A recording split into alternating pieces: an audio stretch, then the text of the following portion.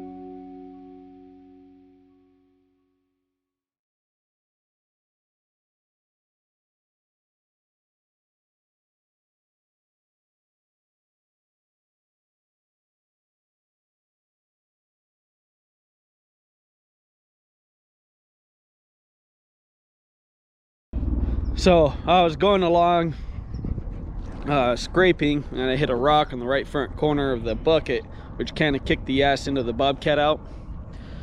And then when it started going down the hill, which normally wouldn't have been a problem, the right front tire dug up a rock, sent it through the back tire, which if you look at the angle, all the weight of the bobcat was on the back tire.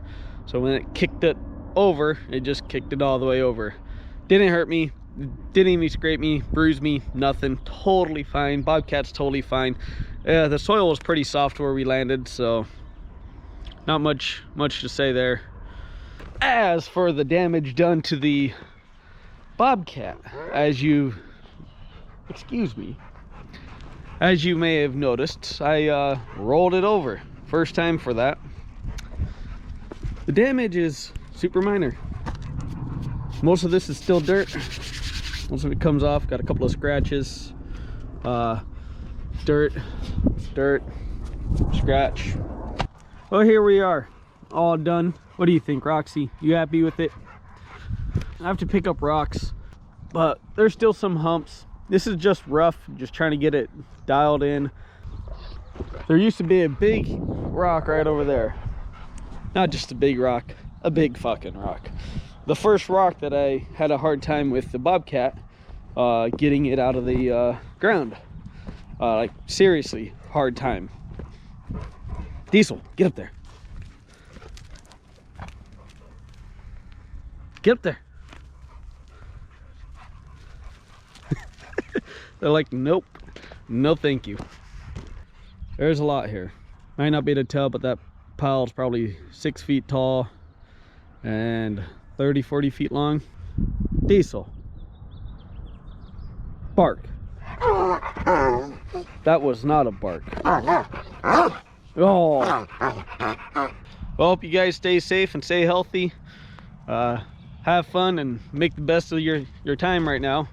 So to all of our truckers and first responders and anybody who's actually having to deal with this, I appreciate you tremendously. I would not want to have to be out there in public, not have to deal with the sick. So you guys are a lot more brave than I am.